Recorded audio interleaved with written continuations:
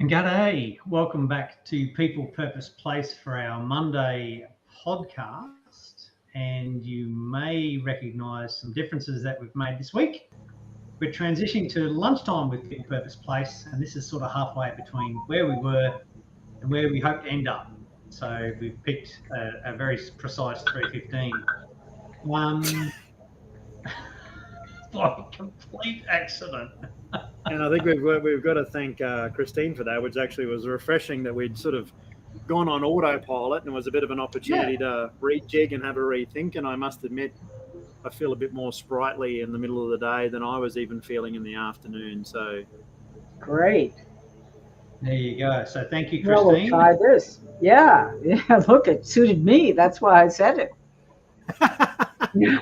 Inspirational yet again. I wasn't trying to sort things out for you. I was just trying to make things easier for me. It was purely self-interest. Well, it worked for everyone in the end. One thing we've learned, back self-interest every time.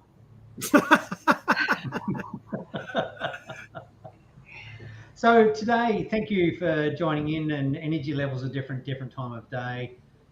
You might even notice a different background is working for me.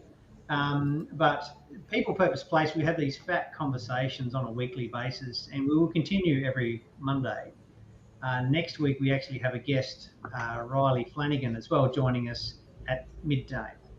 But welcome, Christine and Darren. Thank you for jumping in, and thank you for this progression and evolution of the weekly podcast. It already feels like a better fit on a number of levels. So thank you for that. Good. The topic today, we're hoping to blow up the whole internet with politics and change. It's an interesting headline. And as a checking question, Darren's written a fairly cheeky sort of question to get us started. And that is exactly that. I've looked at the wrong page now. Politicians, are they relevant at all? That's not exactly what you wrote. What is the purpose of politics? Purpose of politics. Christine, did you want to have a go at that? So are we doing the? Oh, I'm sorry. I've got a slasher out the front. Can you hear that background noise? Not interrupting us. No. Good. Oh, good. Okay. Just let me know if you do, and then I'll just mute. Politics. The purpose of politics. What's politics? Because what I call politics is sometimes, say if you've got a community group, well, there's politics in your community group, isn't there? But that's not politics writ large. So are we talking interpersonal politics? Because, boy, that exists in every family and every relationship and every community group and every organization and every business. Or are we talking politics writ large, that is to say, those bastards that we sent to Canberra, we pay a lot of money, why aren't they doing what we want?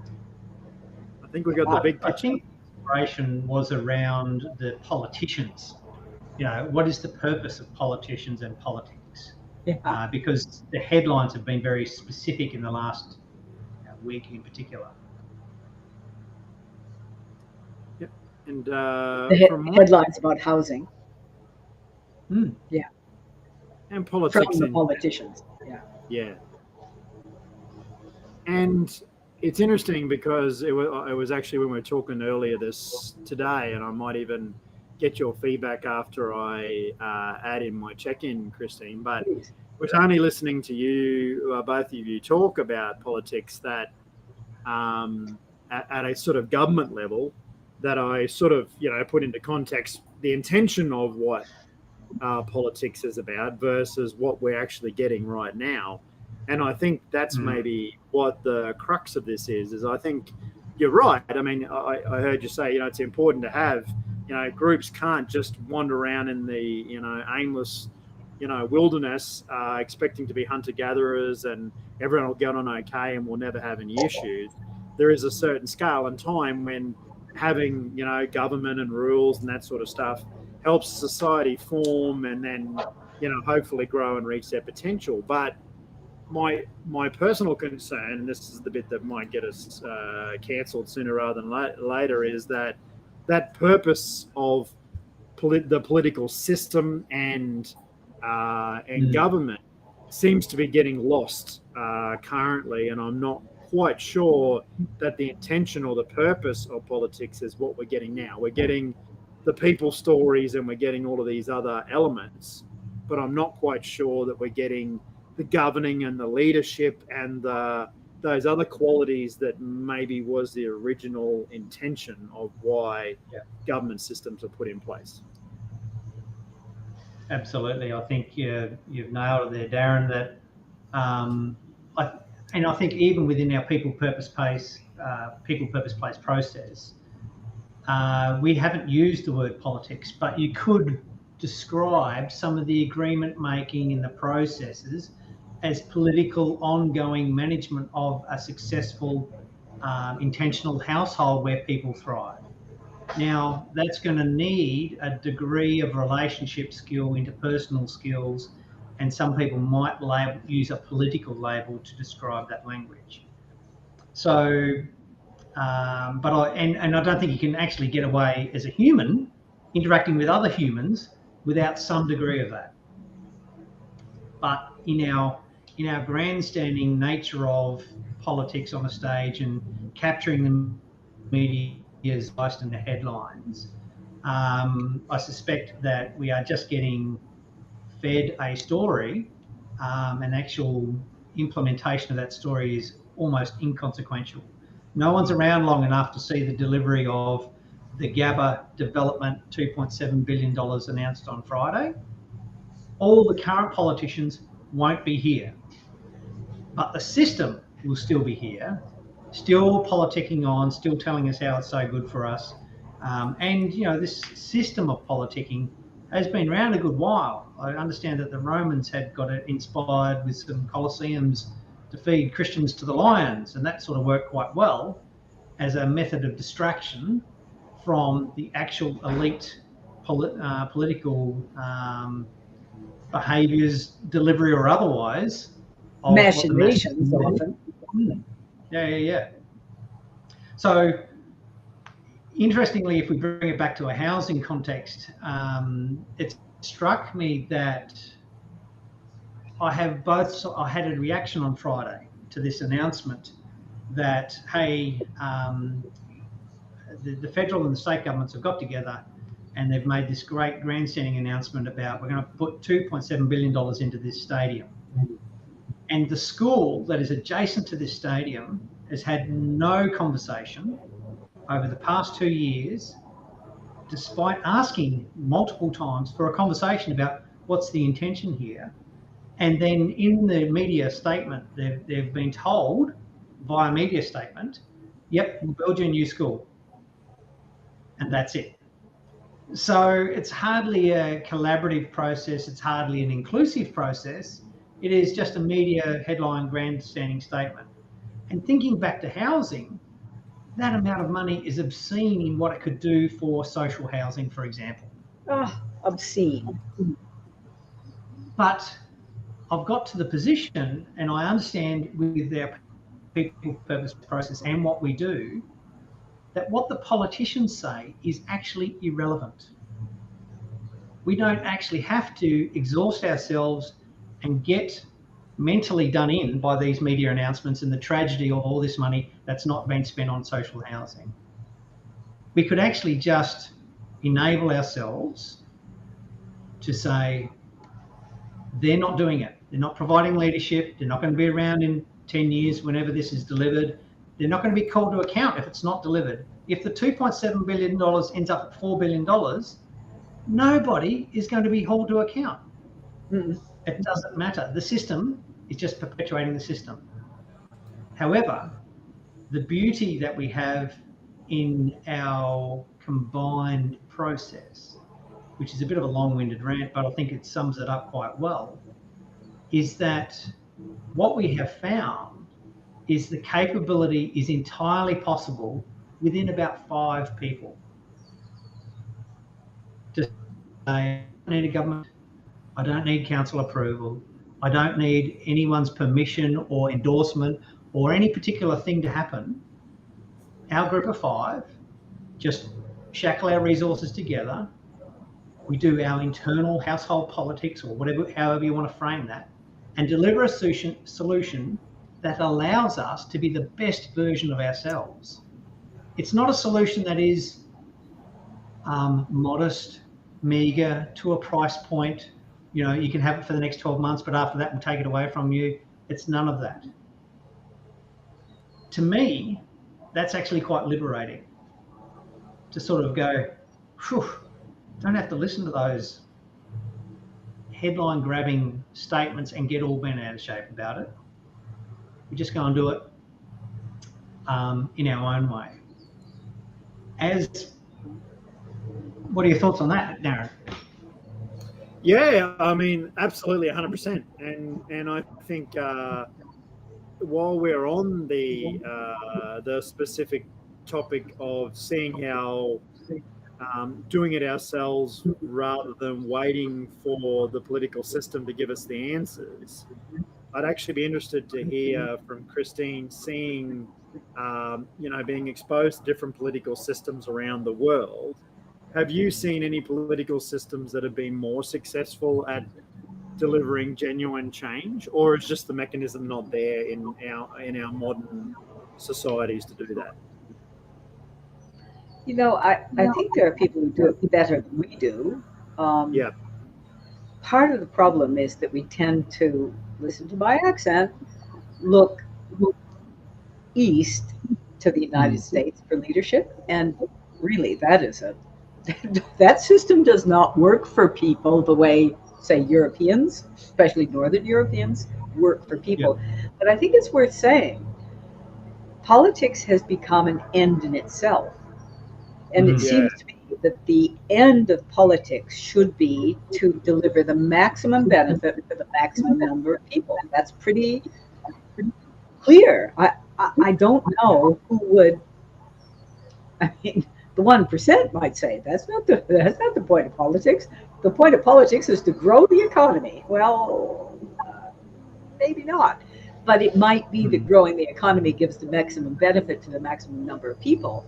But how you grow the economy, how you elect your politicians, how you have yourself represented, you know, you get beyond 5 people, and it has to be somehow, it's pretty, some Swiss cantons still go and stand in the town square and put their hands up, just like Romans of the old days. But we can't do that. 25 million people scattered across this huge continent. We can't do that. So what is politics, and what's the purpose of politics? And is it possible to have a 5-person unit where politics actually, because there's always politics in every relationship, where politics actually redounds to the success of the group and of each individual? In other words, how do you get to be your best person, your best self, and how does the group become its best self? That's all a political question, isn't it? And we never ask that question in modern day representative democracies because we're too busy asking, essentially, how do I stay in power if I'm a politician? And we don't want to go that political direction. We want to go the direction where politics actually works for people. Is that where you wanted to go with that? Yeah, no, that was actually a really good thread there that I see pulled out of it, because ultimately, you know, we've found the same with housing, haven't we? That it hasn't really been designed for the people in mind. It's been designed for the mechanism or the process, or for profits primarily. And so that's probably where maybe if percolating down what you said, that's probably where politics has gone wrong. If it's the end in itself, and the true mechanism of, or the true process of politics is supposed to be representation of the people, it absolutely is not delivering on that. And that's the same as our housing system. It's not, we're forgetting the people in that process. And it's always coming back to politics for politics' sake, which is, you know, is just making an expensive way to live. I also thought, you're right. We've had some interesting examples, advent of internet and network connectivity, of the whole world to see other views on the topic. We've actually had some big disruptors and changes that have actually led politics the other way around. So instead of us being beholden to the system for housing, have seen examples where we've had personal public transport completely disrupted. We've had the retail shopping space completely disrupted. And then afterwards, politicians are applying rules to try and catch up with this new world that they completely don't understand. So typically they're writing rules that are 10 years out of date in technology by the time they get passed. Uber's moved on. The taxi system is still defunct. The Uber's still tearing up market share. And in the new world, it doesn't actually have to make money.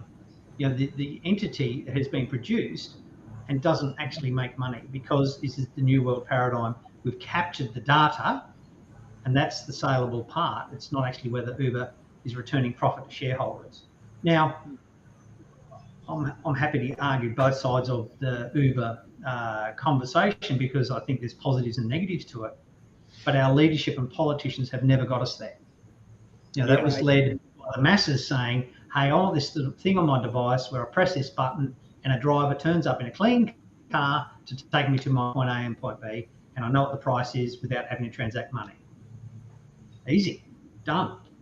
Years after the event, the politicians, it even turned up on their radar, and they're trying to regulate and adjust after the event. I suspect that some things have been incredibly negative as disruptors, and I think the loss of wheelchair accessible taxis might be a good example in the Uber scenario. So I don't think it's all beer and skittles. And I don't think we ever have an absolute. Not everybody is all going to go to Uber. There still will be a taxi service system, but it is vastly different to what it was 10 years ago.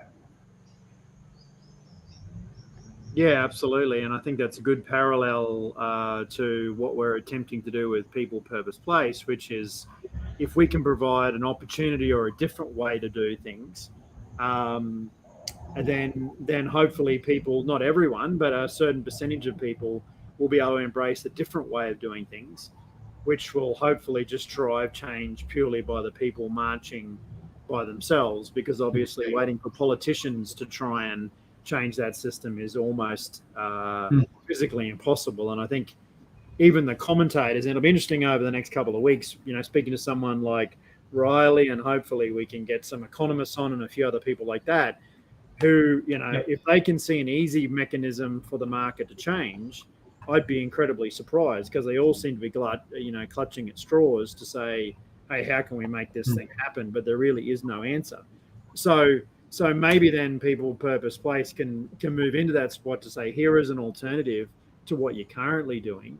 And, is that something that's plausible for the market? And the question out of that might be, will we ever, get political flack by the fact we're providing an alternative housing style for the market? I think I'd like to add to that. I mean, really, when you talk about the way people, certainly in the tech sector, the Uber, the Lyfts of this world, the Airbnbs, blah, blah, blah. When they talk about disruption, the disruption is always major. Now, we aren't offering disruption. We're offering an alternative that fits within the present system. It doesn't disrupt the system. It just is an alternative.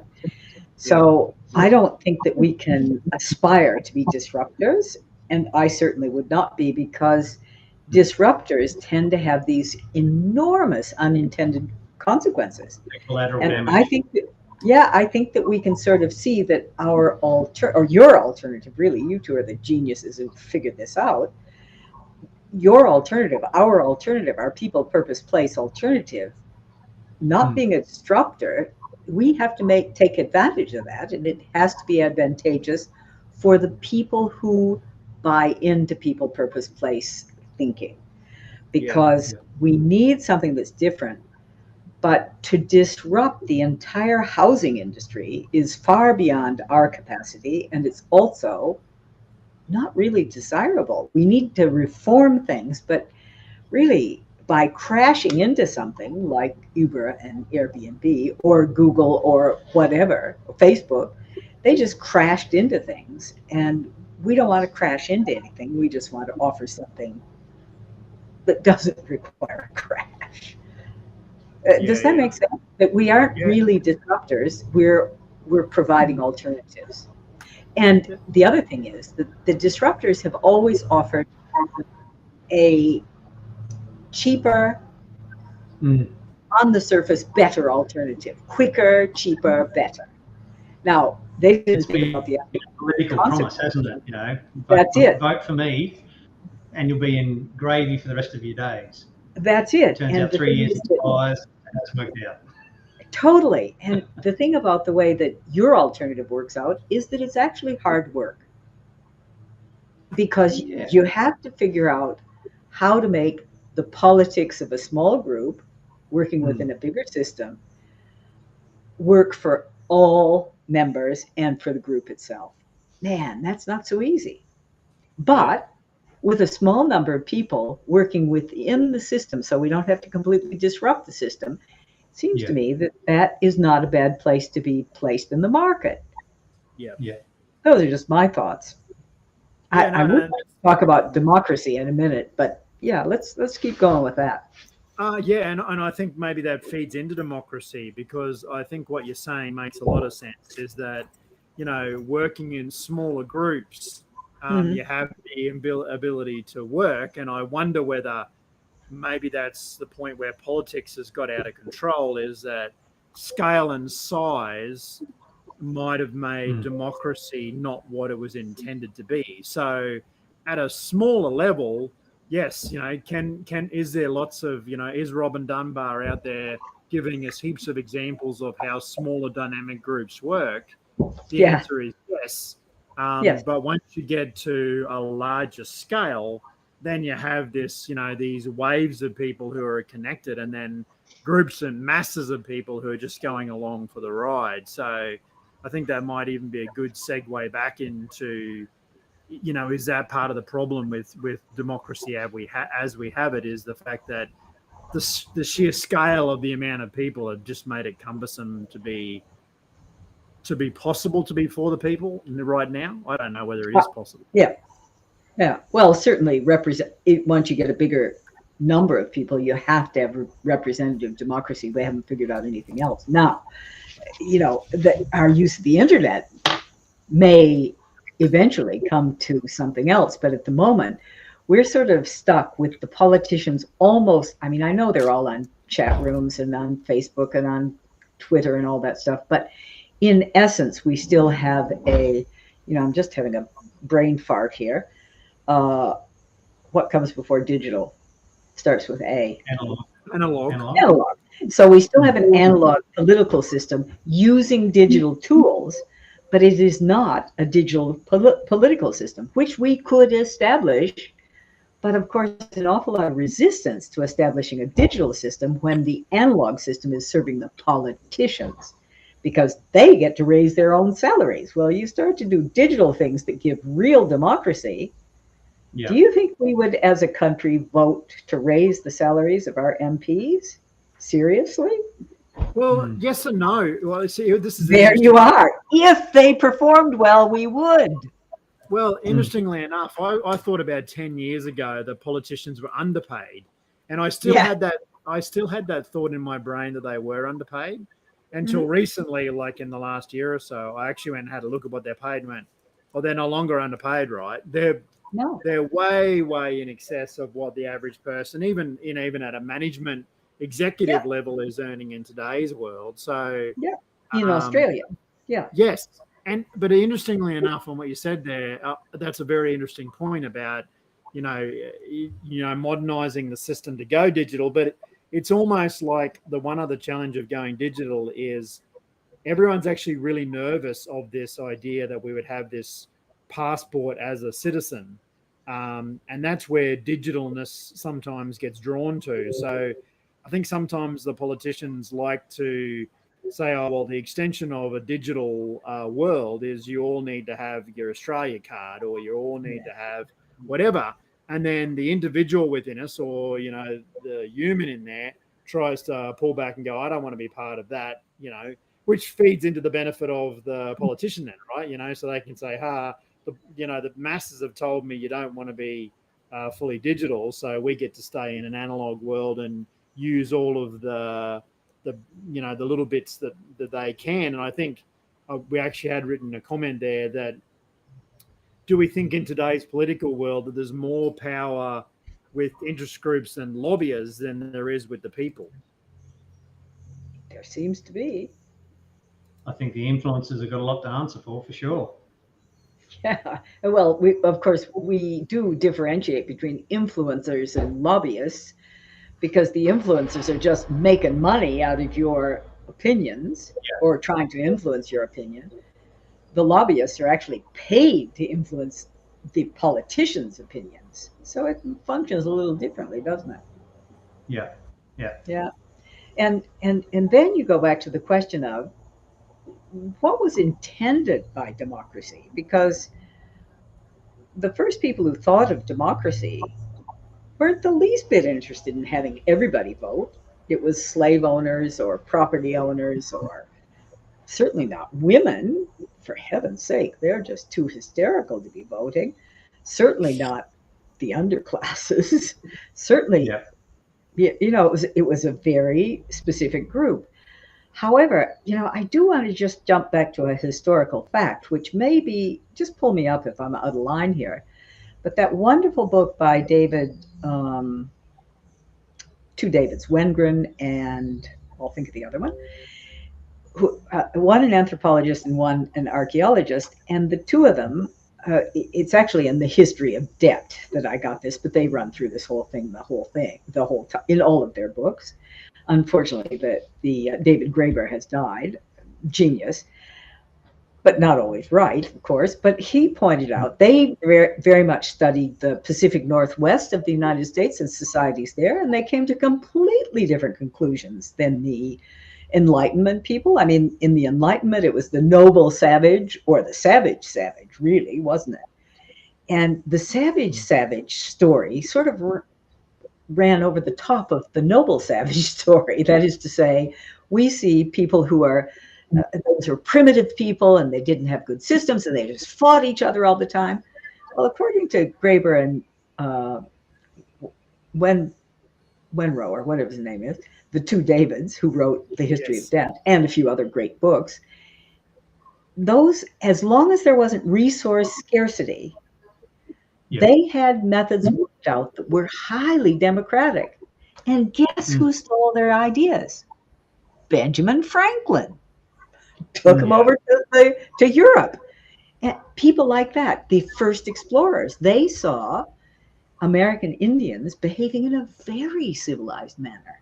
It didn't suit them to encourage that, because it suited them to take over the country. Yeah. But there was actually a functional, much more democratic system, possibly. This is their interpretation. I wouldn't know. I'm no archaeologist or anthropologist. But isn't it interesting that we have the idea that we, the Western world, came up with all these wonderful amenities politically for the human being in general, and in fact, it may have come from them savages. Who knows? I don't know. But I think it's worth thinking that, we've evolved and evolved and evolved, and we socially evolved, and we're at a point where politics need real reform. But we don't seem to ever want to do reform because it's so painful. And you know how hard it is to change yourself. I mean, you look at the efforts that the three of us have done to change ourselves, whether it's drinking a gallon of water a day, or whether it's meditating for an hour a day, or whether, going to these groups where you have to have your soul pulled out and spread all over the table. We've done a lot of hard work, but it's not easy. And I think probably good politics is not easy. And we've made it so slick and we've conned ourselves into thinking we've got the best system because we invented it. And we're white and we're cool and we're the most powerful societies in the world, whatever. I don't know whether we shouldn't really rethink that, because going back to the politics of 5 people should shake all of us up. That's a hard one. And we aren't, as a group, we're not prepared to be shaken up. I think also something else I pulled out of what you said there makes a lot of sense. And maybe this is the turning point. Is you said that while there was an excess or while there was a surplus of resources, then no problem. People were quite, not everyone's fine. And everyone says that. I mean, when the GFC hit, the divorce rate went through the roof, right? So because of all of that has to do with the stress of finances and all that being reduced and all that sort of stuff. So it is interesting that I wonder whether now, because of the fact some of these questions that are being asked are because of the fact that maybe there isn't so much abundance in today's world, that change sometimes gets spurred on by the fact that the average person is sitting there going, hang on a minute, why are we wasting $2 billion on a stadium so we can all just clap to someone kicking a ball?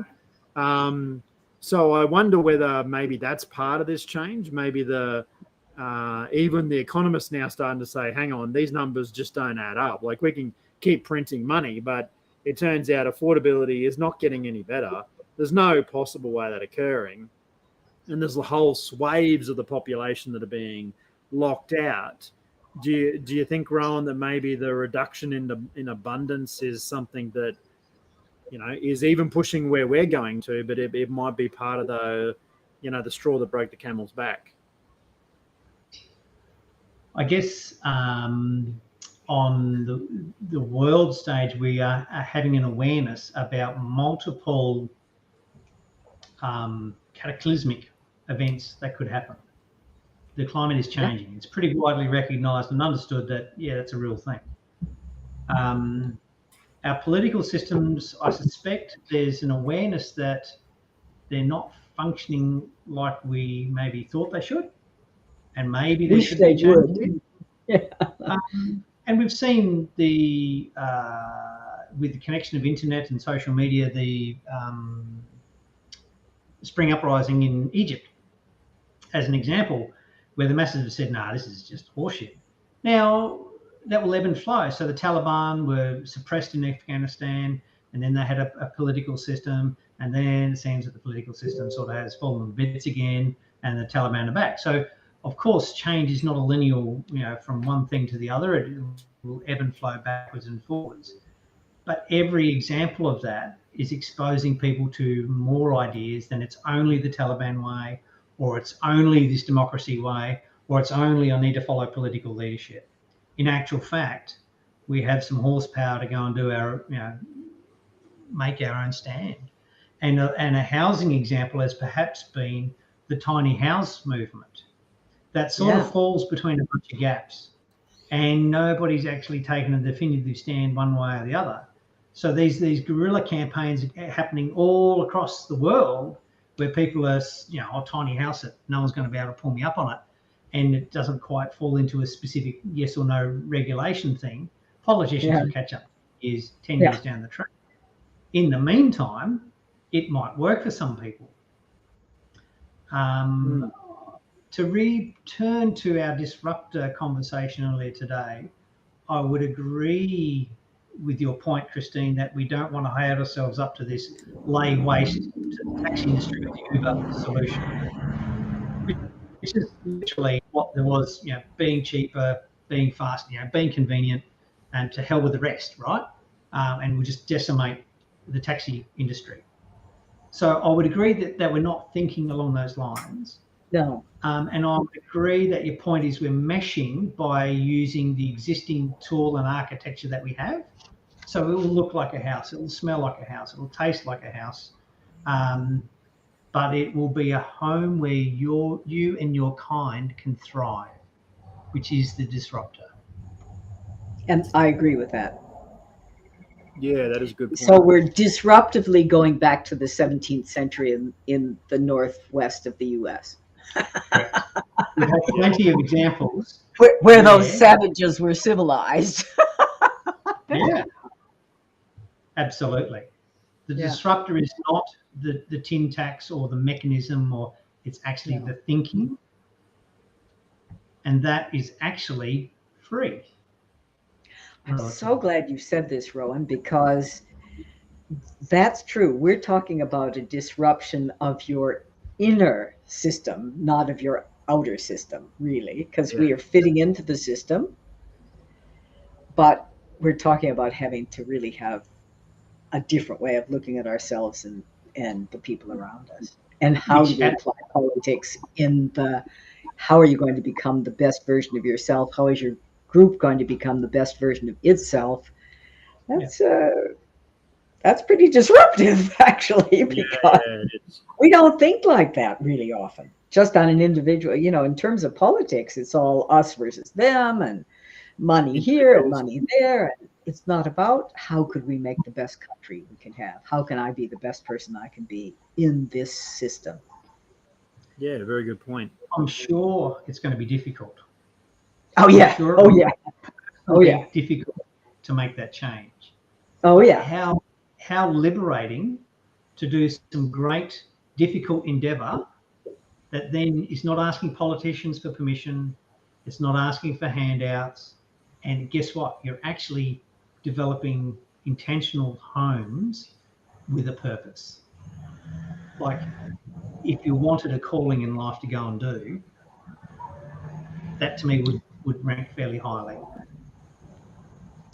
Well, it sounds like a calling I'm called to, and I think that's probably, you have just distilled this, Rowan. I don't think we need to say another word. 100%.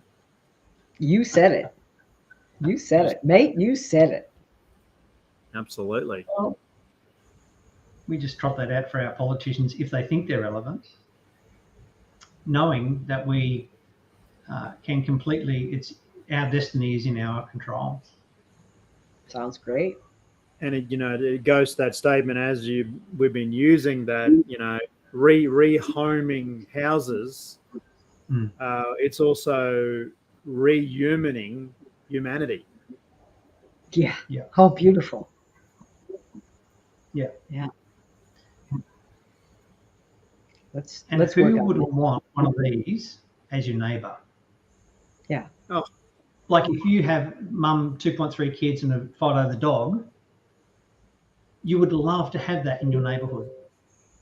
Yeah. I've set myself on this nuclear path and 30-year mortgage and blah, blah, blah. I'm in the A-type system. But wouldn't you love that next door, down the road, over the street, in your community? Yeah.